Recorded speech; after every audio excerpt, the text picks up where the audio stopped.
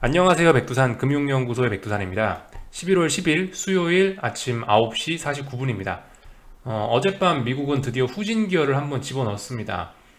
중립으로 이틀간 있었기 때문에 어젯밤에 후진 기어를 넣었다는 사실은 좀 중요하게 지켜봐야 되겠죠. 이게 연속성이 있을지 없을지는 아직까지 알 수는 없습니다만은 딱 후진 기어를 넣었으니까 후진 기어 따라서 들어가신 분들은 가만히 있으면 되겠죠. 일단 당분간요. 그래서 일단 이런 모습이 나왔습니다. 하락 종목 수가 당연히 더 많았고요. 일단 어제 뭐 주식시장 이야기하기 전에 이슈부터 좀 간단하게 살펴보겠습니다. 우선은 타이틀은 이렇습니다. 인플레이션 경계감 속 차익 실현 매물 등의 하락. 인플레이션 경계감이라는 이야기는 어디서 나왔냐면은 어젯밤에 PPI 발표에서 나왔습니다. 예상치 부합인데요. 예상치 부합이라고 이게 안심이 되고 이게 뭐 안정을 되찾고 이런 게 이렇게 보긴 좀 어려울 수 있어요. PPI가 지금 물가가 지금 인플레이션이 상당히 심각하다라는 걸 전 세계가 알고 있고 다 전문가들도 알고 있기 때문에 기대치가 일단 높단 말이에요. 그래서 예상치를 높게 잡아놓는데 근데 이 예상치에 부합을 했다라면 인플레이션은 우리 생각만큼 계속 심각하게 진행 중이다라는 것을 의미할 수 있습니다. 그래서 저렇게 예상치 부합임에도 불구하고 인플레이션 경계감이란 이야기를 할 수도 있다고요. 그죠? 지금 특이한 상황이라 그렇습니다. 그래서 이런 내용이 있었고요. 차익 실현 매물은 많이 올랐으니까 빠진 거고. 자, 하여튼간 또 그리고 어젯밤에 파월의장 연설이 있었는데 파월의장은 또 특별한 이야기를 하진 않았습니다. 경제 불평등 처리를 위한 연준의 권한은 제한적이다라는 표현을 했는데 아무래도 의장직 때려치고 나서 정치할 생각이 있나 봐요. 요즘 자꾸 이런 이야기 하는 거 보니까. 아무튼 그러니까 시장에 미친 영향은 없었어요. 통화정책 이야기가 아니면 시장에 별 영향은 미치지 않겠죠. 이런 모습을 일단 살펴봤고요. 어젯밤에 뭐 특별한 이제 나머지 이슈는 없었어요. 특별한 내용은 없었는데, 근데 이제 그 기사 한 두 가지가 눈에 띄는 게 있더라고요. 요거 두 가지만 좀 같이 보고 넘어가겠습니다. 제목은 이겁니다. 제목은 이거고, 하여튼 그래요. 불라든가 볼라든가 하여튼 이 사람이 제일 매파적인 사람으로 알고 있는데 내년에 뭐 두 차례 기준금리 인상해야 한다라고 이야기하고 있는데 뭐 이거 이야기하려 그런 게 아니고 이거 페드에서 반기 금융안정 보고서를 발표를 했다라고 합니다. 반기 금융안정 보고서. 여기 어젯밤인가 하여튼 오늘 밤인가 나온 건데 어, 여기 이런 내용이 써져 있는 게 재밌어서 같이 보자고 한 거예요. 위험 선호 성향이 2001년 닷컴 버블 사태 이후 볼 수 없었던 수준까지 올라와 어쩌고저쩌고 하면 순식간에 투자 심리가 돌변할 수 있다라고 경고했다라고 써 있습니다. 이 문단 읽은 거예요. 이게 이제 그 저의 투자 아이디어와 사실 좀 일치하는 겁니다. 저의 투자 아이디어는 뭐예요? 제가 항상 여러분들께 말씀드리지만은 모든 시세는 투매에서 시작해서 오버슈팅으로 끝난다 라는 거. 뭐 약간 말을 바꿔서 이야기하면 모든 롱 대박, 그죠? 모든 이런 대박 시세는 역배열에서 출발할 수 있다. 그리고 정배열에서 오히려 숏 대박이 터질 수 있다. 이런 이야기들을 제가 하고 있는데 결과적으로 이러한 표현의 핵심이 뭐냐면은 이 세상에 공짜는 없다고요. 뭐든 대가를 치러야 된다고요. 너무 많이 빠졌으면 대가를 치러서 많이 올라야 되고 너무 많이 올랐으면 대가를 치러서 빠져야 된다. 뭐 세옹지마다 이거예요. 결과적으로 이거를 이제 연준식으로 세련되게 표현한 게 이겁니다. 뭐 순식간에 투자 심리가 지금 과열이 돼 있는데 이 과열된 게 한 번에 얼어붙을 수도 있다. 뭐 이런 이야기를 이제 한 겁니다. 연준이요. 그리고 이 제가 평상시에도 지금 주식시장이 비싸다라고 하는데 얼마나 비싸냐? 2001년, 2008년 직전 금융위기 직전 수준으로 비싸다라는 이야기를 드리고 있는데 연준에서도 인정하고 있죠. 지금 보시면요. 단지 표현을 달리했죠. 주식이 비싸다라고 하면 작살나니까 위험 선호 성향이 2001년 닷컴 버블 사태 이후 볼 수 없었던 수준까지 올라왔다라고 아주 간곡하게 돌려서 표현을 하고 있죠. 위험 선호 성향 이거 어떻게 이거 객관화 시킬지 모르겠지만 하여튼 이런 주관적인 위험 선호 성향이라는 게 2001년 닷컴 버블까지 올라왔다.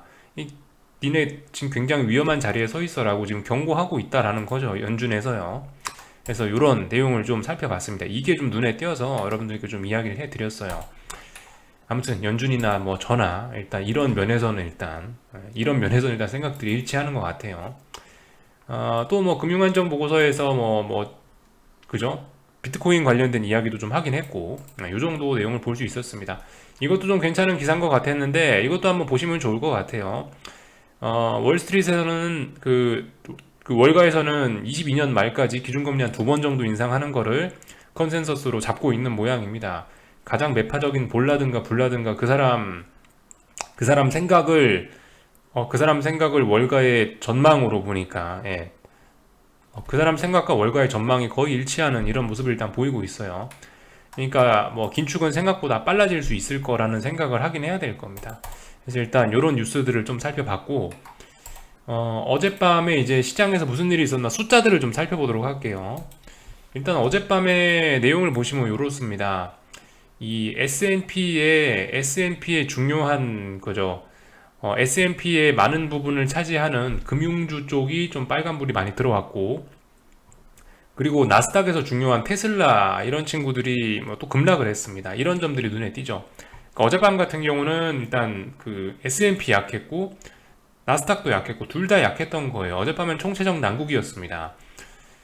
그래서 어젯밤에 뭐 어떻게 했냐, 미국 시장 열심히 본다라고 하지 않았냐, 네가 이야기한 시나리오하고 뭐 이런 거에서 너는 어젯밤에 어떻게 했냐, 이제 이런 이야기를 좀 드려볼 건데요. 일단 제가 이야기해 드린 대로 적당한 갭 상승을 했어요. 어제의 고점을 넘지 않는 선에서 적당한 갭 상승을 했다고 판단을 했습니다. 이 정도면요. 그래서 일단 봤죠. 땡 하자마자 숏을 들어가진 않았습니다. 일단 S&P, 나스닥 둘 다 갭상승을 했는데 너무 갭상승이 심하진 않았던 거고요. 그래서 일단 지켜봤어요. 조금 지켜보다가 제가 여기서 땡 하자마자 사지 않은 건 오버슈팅이 나올 수도 있기 때문에 지켜본 겁니다. 혹시나 위로 한번 올려치지 않을까 싶어서 봤어요.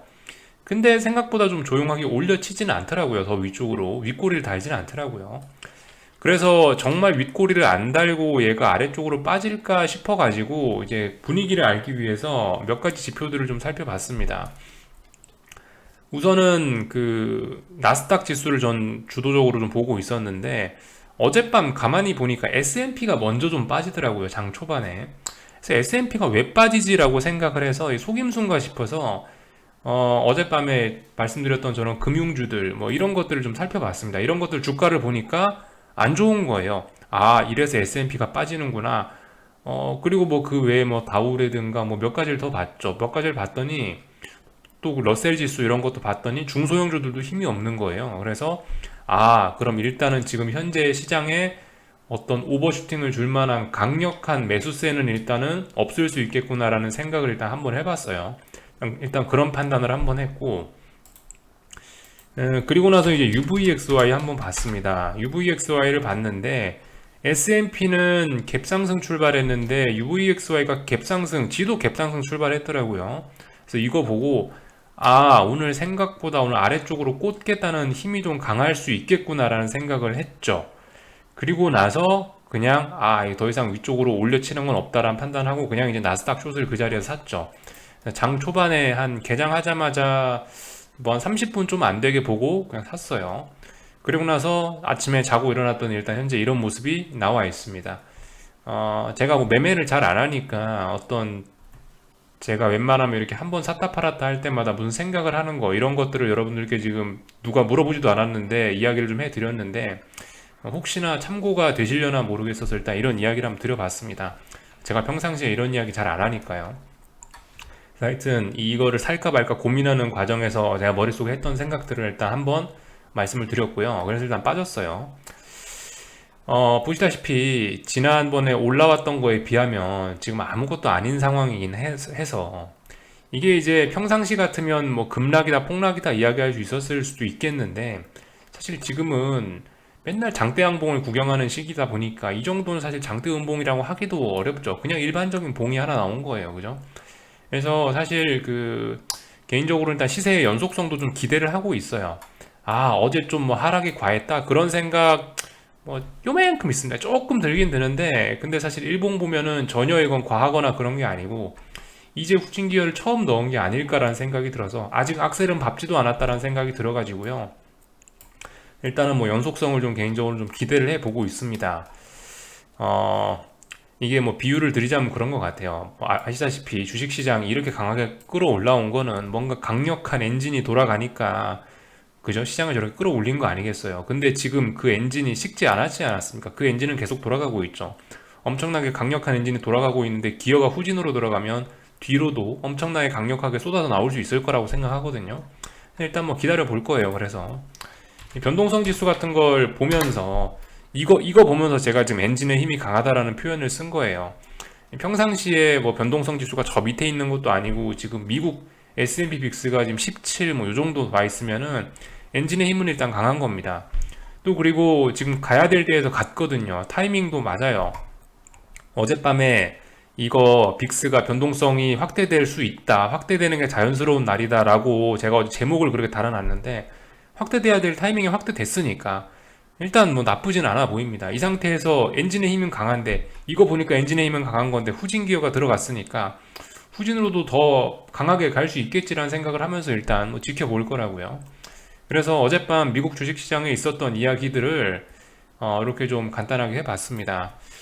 재밌는 건 그 와중에 달러도 빠지고 그리고 그 와중에 금리도 좀 떨어졌다는 거죠. 뭐 잘 모르겠습니다. 일단 하여튼 뭐 금리하고 달러가 뭐 조금 뭐 주식시장이 빠지는 동안에 금리하고 달러가 조정 나오면 안 되냐 그런 건 아니긴 한데 하여튼 인플레이션이고 어쩌고저쩌고 함에도 불구하고 일단 금리는 떨어지고 있고 달러도 뭐 조금 떨어지고 있네요.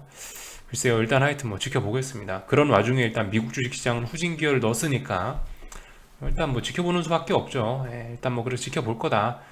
맨날 했던 이야기 했고요. 그래서 그 어젯밤에 일단은 어젯밤의 이야기는 이제 여기쯤에서 끝내고요.